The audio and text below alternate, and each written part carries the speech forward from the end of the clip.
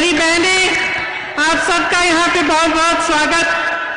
भूपेश बघेल जी, अजय कुमार लल्लू जी, आराधना मोना जी, सलमान खुर्शीद जी, RPN Singh ji, Nasimuddin Siddiqui जी, Kamal Kishore commando जी, जितेंद्र सिंह जी, मोहम्मद मुकीम जी, लालचंद निषाद जी, हरद्वार पांडे जी, अखिलेश प्रताप सिंह जी, राम जियावन जी, अमरीश पांडे जी, निर्मला पासवान जी, पप्पू चौधरी जी, यहाँ के पूर्व विधायक, पूर्व नेतागण और सारे फ्रंटल्स, महिला के भी अध्यक्ष, यूथ कांग्रेस, एनएसयूआई के मेरे भाई बहन, आप सबका बहुत बहुत स्वागत। क्या हाल चाल बा? ठीक मानी जानो? आज यहाँ आने से पहले मैं सोच रही थी कि भाषण में मैं क्या क्या कहूँ।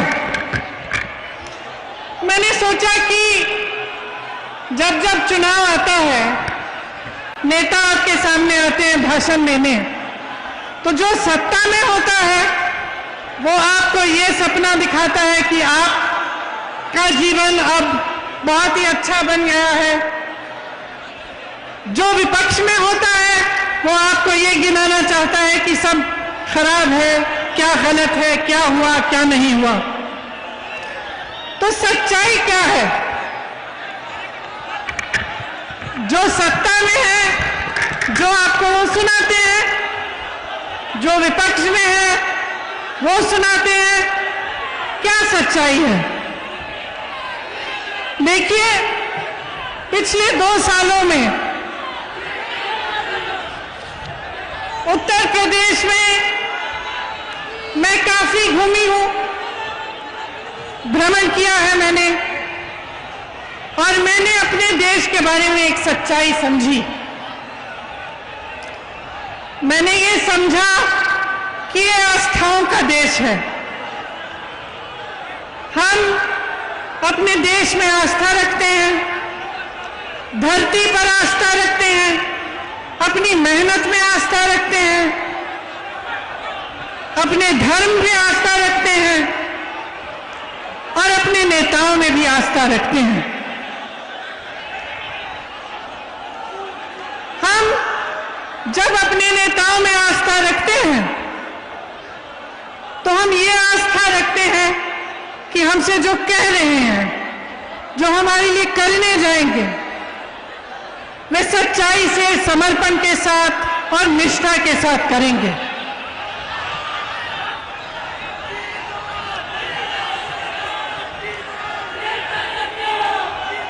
जब हम बड़े बड़े विज्ञापन देखते हैं और उन विज्ञापनों में हमें बताया जाता है कि विकास आ गया है, कि बहुत काम हो रहा है, तो आस्था की वजह से हम कभी कभी ये सोचते हैं कि अगर इतना बड़ा विज्ञापन है, इतनी बड़ी प्रोपेगेंडा है, तो हो सकता है कि कहीं पे विकास जरूर आया होगा।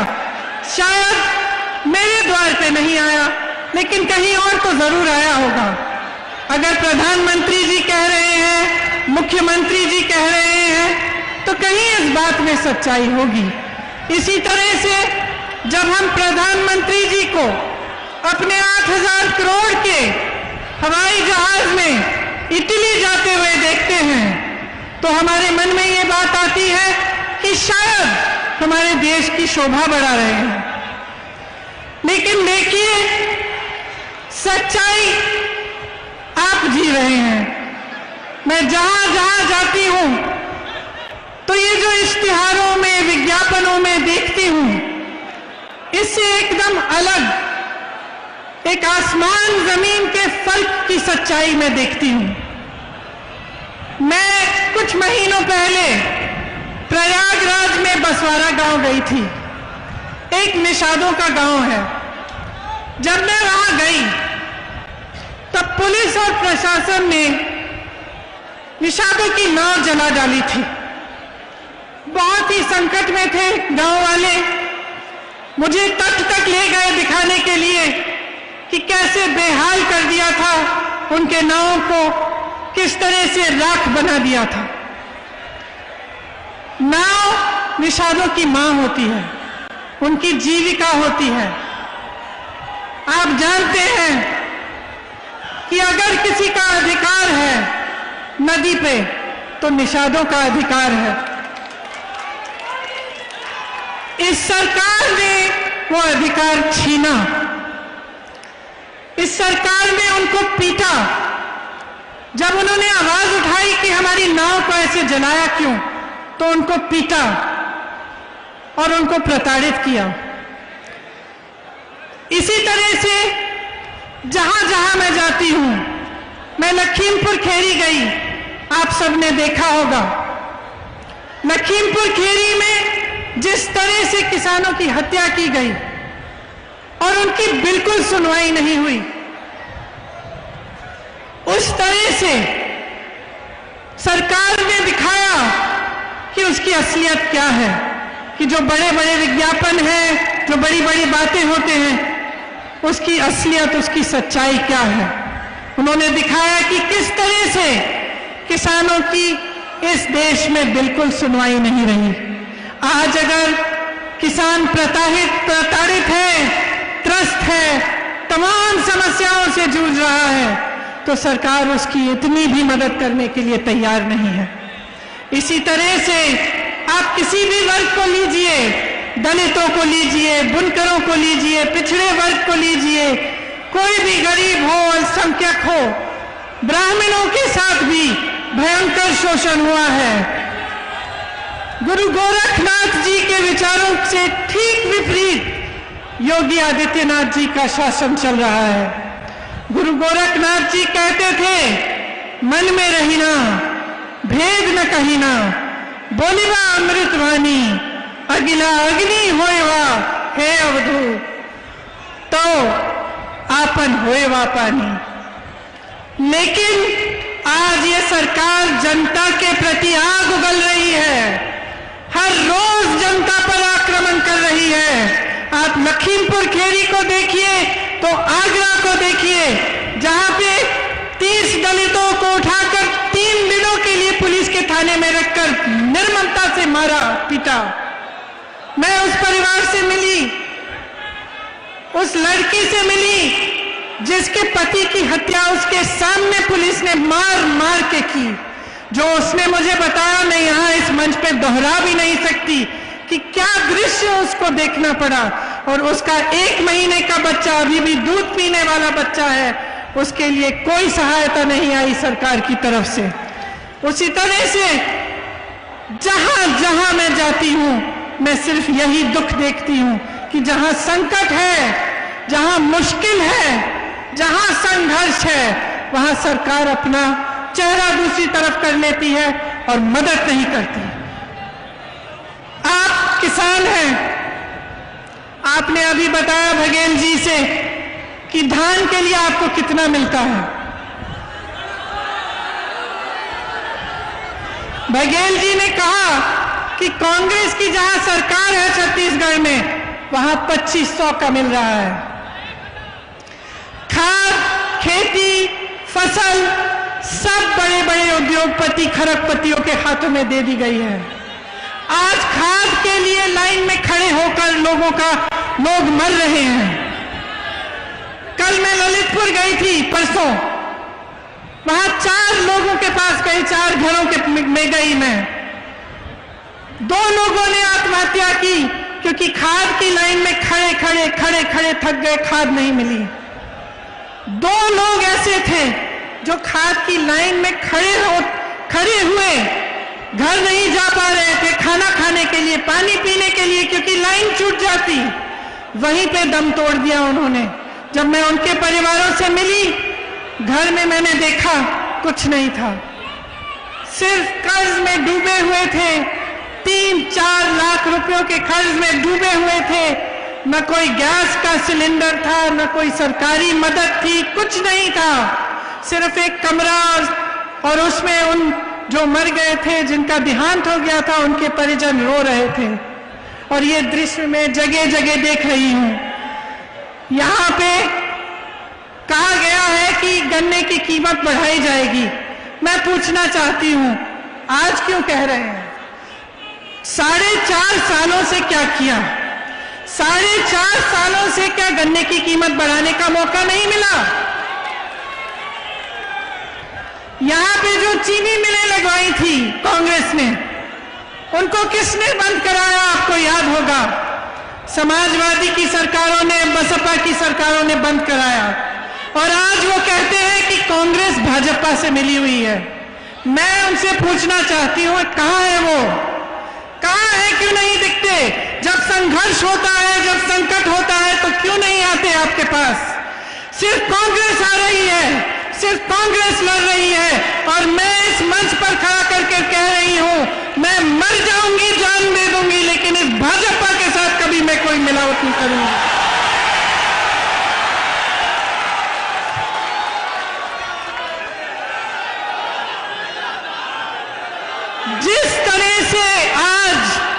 जिस तरह से आज महंगाई ने आपके जीवन खराब कर दिए हैं, जिस तरह से आप जूझ रहे हैं कि 1000 रुपए का पेट्रोल डीजल, 900 रुपए, 1000 रुपए में सिलेंडर, आप कैसे गुजारा करते हैं? मैं जानना चाहती हूं, कैसे गुजारा कर रहे हैं? जितने भी छोटे छोटे दुकानदार हैं, तमाम दुकानें बंद की गई हैं। यहां गोरखपुर में मैंने सुना कि बुलडोजर लगा रखा है। और आप सबके रोजगार जो कोरोना में खत्म हुए, क्या आपके लिए सरकार ने कुछ किया, मदद की? कबीरदास जी कहते थे, साईं इतना दीजिए जामे कुटुंब समाए। भाजपा का मुझे लगता है कि विचार ये है कि जनता से लूट लूट के पूंजीपतियों को दो पहुंचाए। महंगाई इतनी बढ़ाओ कि जनता त्राही त्राही चिल्लाए।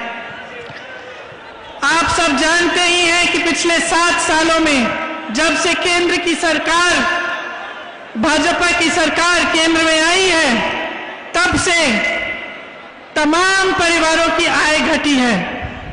देश का किसान हर दिन सिर्फ 27 रुपए कमाता है और प्रधानमंत्री जी के खरबपति मित्र एक दिन में 1000 करोड़ रुपए कमाते हैं। जब आपके लोन माफी की बात होती है तो सरकार कहती है पैसा नहीं है। उनके लोन कब से माफ किए हुए हैं, आप उनसे पूछिए। सारी संपत्तियां इन्होंने बेच डाली हैं। कांग्रेस ने रेलवे बनाए, हवाई अड्डा, सड़कें, सब कुछ आपको बना कर दिया। एक एक करके सारा बेच रहे हैं। कहते हैं कि 70 सालों में क्या किया? मैं कहती हूं कि 70 साल की मेहनत इन्होंने 7 सालों में गवा दी है।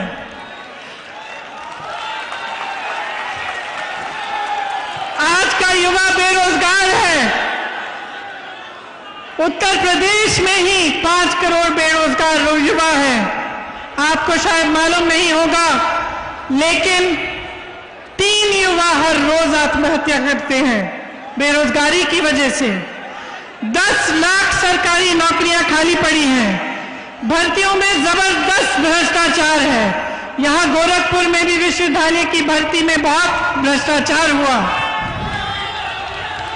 सुनिए, सिद्धार्थनगर में शिक्षा मंत्री के भाई को सवर्ण गरीब का प्रमाण पत्र मिला है ताकि उसको नौकरी मिले, लेकिन जो गरीब है उसको कोई ऐसा प्रमाण पत्र नहीं मिल रहा है, उसके लिए नौकरी नहीं है। आपने देखा है कि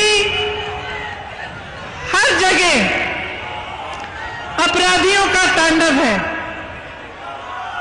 इसके साथ साथ जो रक्षक है वो भक्षक बन गया है। आज पुलिस ने जनता को बहुत प्रताड़ित किया हुआ है। ना अपराधी काबू में आ रहे हैं, ना पुलिस काबू में आ रही है। कल अमित शाह जी का मैं एक भाषण देख रही थी।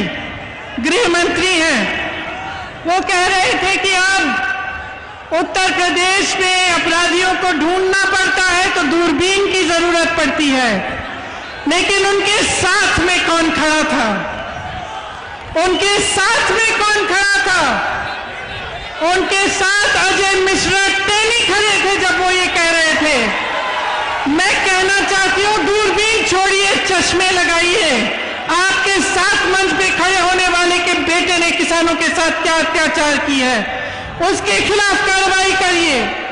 ये देश की जनता जानना चाहती है कि क्या न्याय की उम्मीद नहीं बची है देश में? क्या सिर्फ अपराध का बोलबाला है? क्या गरीब की कोई सुनवाई नहीं है? सिर्फ बड़े बड़े अरबपतियों खरबपतियों की सुनवाई है? सही कह रहे हैं आप, बड़े बड़े खरबपतियों की ही सुनवाई है इस देश में।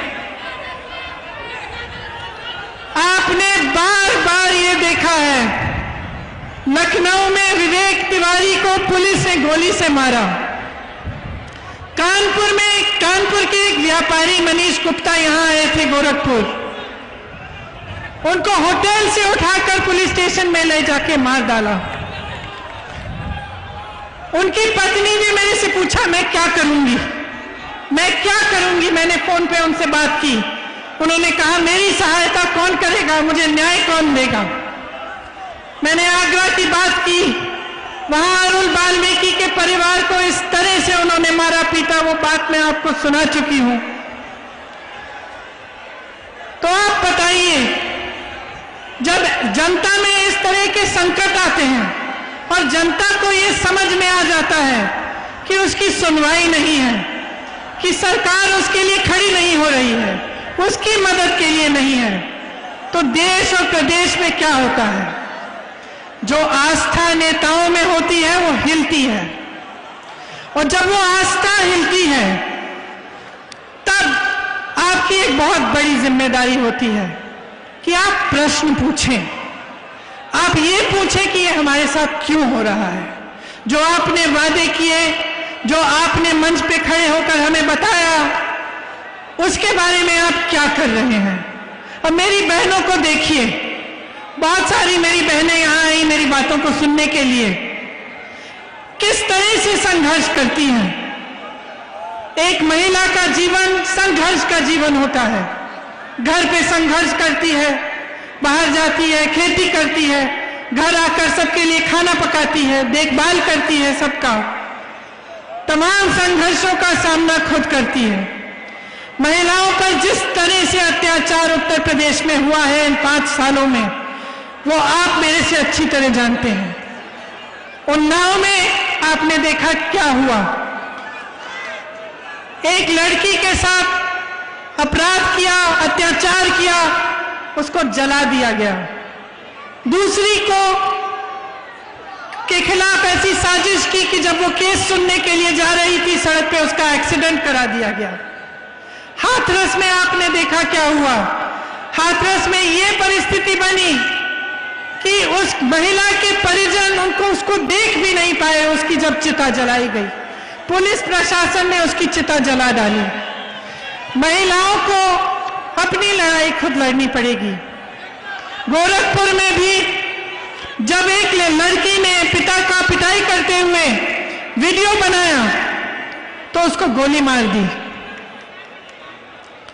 जब एक दलित लड़की के साथ बलात्कार किया गया तो उसको सिगरेट से जलाया गया। विश्वविद्यालय की छात्रा का परिवार न्याय मांगता हुआ दर दर भटक रहा है। मैं अपनी बहनों से कहना चाहती हूं कि मैं आपके लिए लड़ूंगी, कांग्रेस पार्टी आपके लिए लड़ेगी, और मैं आपको वो शक्ति देना चाहती हूं जिसके जरिए आप खुद अपनी लड़ाई मजबूती से लड़ पाएंगी। 40% महिलाएं जब राजनीति में आएंगी तब राजनीति को बदल डालेंगी, ये मेरा दावा है, क्योंकि महिलाओं में करुणा है। महिलाएं बहुत समझदार होती हैं, लड़ने की क्षमता होती है महिला में, और जितने अत्याचार महिलाओं के साथ हो रहे हैं उनका सामना हम ऐसे करेंगे, जब हम राजनीति में और महिलाएं आएंगी तब हम सामना करेंगे, क्योंकि जब महिला को परेशान किया जाएगा वो हमारे पास आएगी, महिलाओं के पास आएगी, तो हम में वो संवेदना भी होगी और वो शक्ति भी होगी कि हम उसकी मदद कर पाए।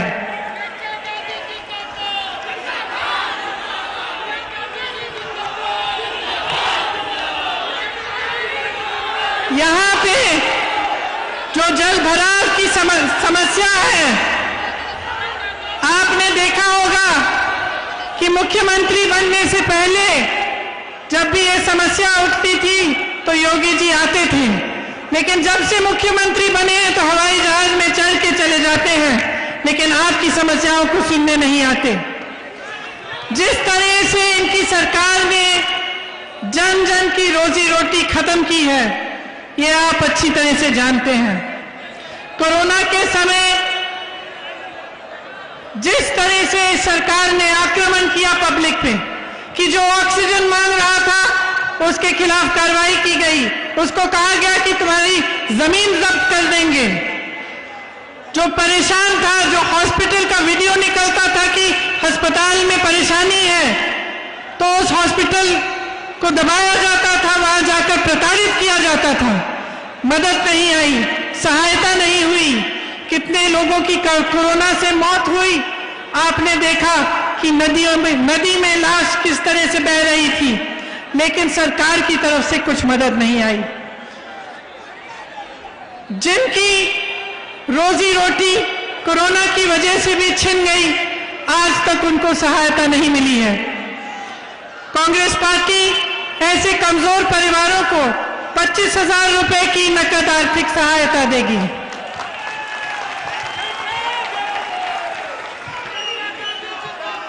गोरखपुर में मैं जानती हूं कि स्वास्थ्य की जो सुविधाएं हैं वे बुरी स्थिति में हैं। अब चुनाव आ रहा है तो सुनने में आ रहा है कि एम्स खोला जा रहा है और तमाम ऐसी घोषणाएं हो रही हैं, लेकिन जब 5 सालों से ये सब काम नहीं किए गए तो आप क्या उम्मीद कर सकते हैं कि अब किए जाएंगे। यहाँ पे पूर्वोत्तर रेलवे का मुख्यालय है, आप जानते हैं कि अब रेलवे भी बेची जा रही है, उसका भी प्रयास है, और जो तमाम लोग रेलवे के जरिए रोजगार पा रहे हैं उनका क्या होगा, ये सवाल अब पूछने का वक्त आ गया है। आपके पास यहाँ आकर बहुत सारे खोखले वादे किए गए। आपको बताया गया था कि किसानों की आय दुगनी की जाएगी, कि बाढ़ की समस्या हल की जाएगी, कि छोटे दुकानदारों और व्यापारियों की मदद की जाएगी, कि गन्ना मूल्य 14 दिनों में भुगतान का वादा किया गया था, चीनी मिलें शुरू होंगी। आप बताइए कितने चीनी मिल बंद पड़े हैं, किसी ने शुरू किए? कहा गया था कि हवाई चप्पल वालों को हवाई जहाज में यात्रा कराई जाएगी। आज सड़क पे चलना मुश्किल हो गया है, गाड़ी में जाना मुश्किल हो गया है, सबको सोचना पड़ता है कि 100 रुपए में पेट्रोल डीजल होगा, कैसे जाएंगे। यहां पे गुरु गोरखनाथ जी की वाणी का विपरीत हुआ है। बुलडोजर चलाए गए हैं, आपकी संपत्ति को जब्त करने की बात की गई है, जेल में डालने की, धमकाने की बात की गई है। तो एक समय आ गया है कि आप जो अपने नेता में आस्था रखते हैं उस पर एक प्रश्न उठाइए कि यहां पे जिसने आपको इतने वादे किए उसमें से एक भी वादा पूरा नहीं हुआ। तो ये समय आ गया है कि अब प्रदेश में, पूर्वांचल में बदलाव आना चाहिए। अगर आप जागरूक नहीं बनेंगे, अगर आप प्रश्न नहीं उठाएंगे, तो उत्तर प्रदेश इस खाई में से नहीं निकल पाएगा। सच्चाई ये है कि धर्म और जाति के नाम पर आपकी भावनाओं और आपकी आस्था के साथ खिलवाड़ किया गया है। ये सच्चाई है। इस सच्चाई को पहचानिए।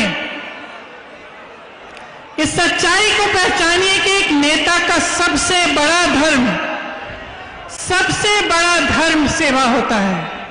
आज सरदार पटेल जैसे नेता जी का जन्म दिवस है। और इंदिरा जी जैसी नेता की शहादत का दिवस है। इंदिरा जी ने आपको दिखाया, उनके लिए देश के ऊपर कुछ नहीं था।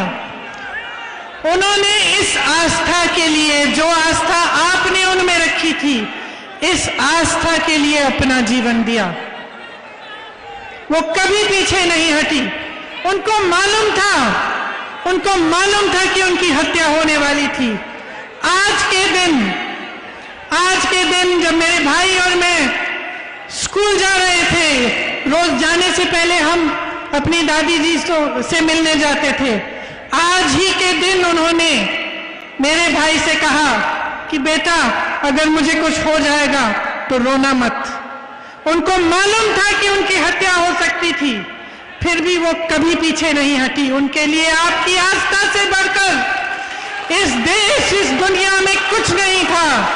आपकी आस्था थी और उनके दिल में अपने देश के प्रति आस्था थी। और अगर आज मैं आपके सामने खड़ी हूं तो ये उन्हीं की सीख है। मैं भी आपकी आस्था कभी नहीं तोड़ सकती। इसीलिए जो बातें मैं अभी आपके सामने रखना चाह रही हूं, जो कांग्रेस पार्टी की प्रतिज्ञाएं हैं, मैं उसी आस्था से रखना चाहती हूं। मैं कहना चाहती हूं कि जो प्रतिज्ञाएं हैं वो पूरी होंगी, नहीं तो मैं यहां इस मंच से आपके सामने नहीं कहूंगी कि अगर हमारी सरकार आएगी तो मछली पालन को कृषि का दर्जा दिया जाएगा। जो सुविधाएं और छूट कृषि के लिए हैं, मछली पालन में वो सब लागू होंगी। बालू खनन और मछली पालन में निषाद समाज को अपना अधिकार वापस दिया जाएगा। गुरु मच्छेंद्रनाथ विश्वविद्यालय को यहां पे हम स्थापित करेंगे। किसानों के लिए मैं कहना चाहती हूं कि हमारी ये प्रतिज्ञा है कि हम आपका पूरा कर्जा माफ करेंगे। हमने पहले भी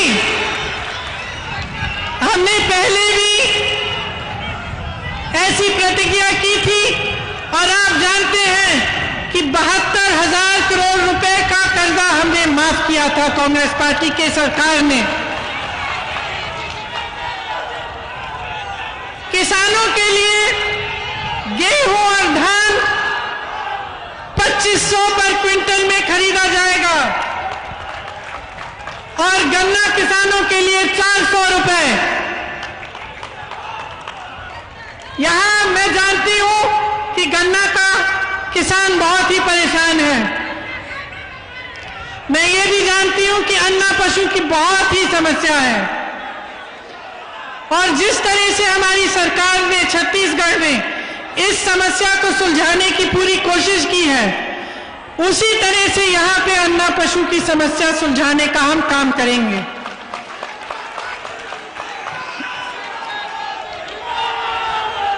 अन्ना पशु की जो समस्या है उसका हम संपूर्ण समाधान निकालेंगे, जिससे पशु भी बचेगा और आपका भी फायदा होगा। युवाओं के लिए 20 लाख सरकारी रोजगार हमारी सरकार अगर बनेगी तो हम देंगे और जो संविदा कर्मी हैं और जो कॉन्ट्रैक्ट पे नौकरी करते हैं उनका हम नियमितीकरण कराएंगे। अपनी बहनों के लिए मैं कह चुकी हूं कि 40% महिलाएं कांग्रेस पार्टी विधानसभा के चुनाव में महिलाओं को टिकट देगी।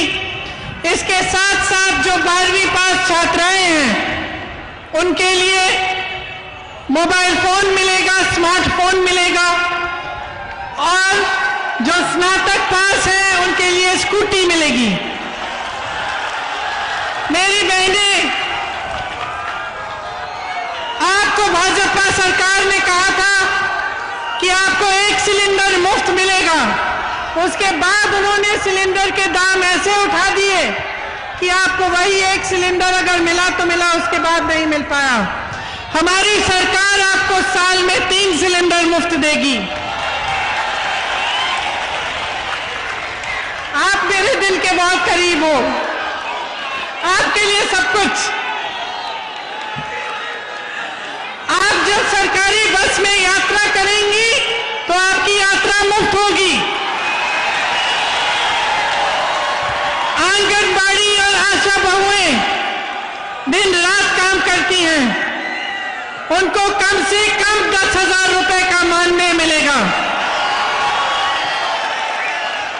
कोरोना में बहुत लोगों ने बहुत संकट का और संघर्ष किया, बहुत संकट का सामना किया। हमारा संकल्प है कि कोई भी बीमारी हो 10 लाख तक उसका मुफ्त इलाज सरकार कराएगी।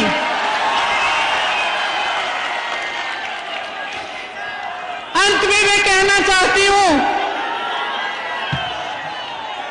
कि इंदिरा जी ने कहा था, मेरे शरीर के खून का एक एक कतरा, एक एक बूंद इस देश को समर्पित है।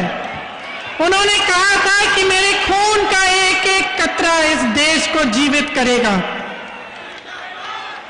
आज मैं कहना चाहती हूं कि कांग्रेस पार्टी का एक एक कार्यकर्ता अपना खून बहाने के लिए तैयार है। जो कहते हैं कि हमारा संगठन इस प्रदेश में दुर्बल है, वो इस भीड़ को देखें।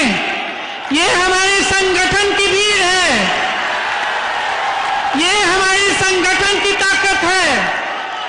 इस संगठन को बनाने के लिए हजारों लाखों कार्यकर्ताओं ने 2 साल से बहुत ही ज्यादा मेहनत की है, और उनके साथ साथ जिन कार्यकर्ताओं ने 20-30 सालों के लिए इस प्रदेश में कांग्रेस का झंडा उठा रखा, वे खड़े हैं। हमारा संघर्ष जनता का संघर्ष है। उत्तर प्रदेश की भाइयों और बहनों, आपका संघर्ष है। आपकी आवाज हम उठाएंगे, आपके लिए हम लड़ेंगे, आपके लिए हम हाजिर हैं।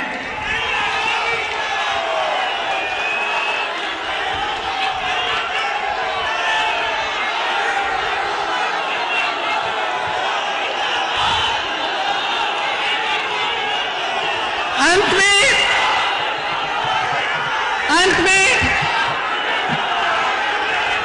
मैं आप सबको बहुत बहुत धन्यवाद देना चाहती हूं कि आप यहां आए। गुरु मच्छेंद्रनाथ जी की जय। बोलिए मेरे साथ, गुरु मच्छेंद्रनाथ जी की जय, गुरु गोरखनाथ जी की जय। जय हिंद, जय हिंद, जय हिंद। धन्यवाद।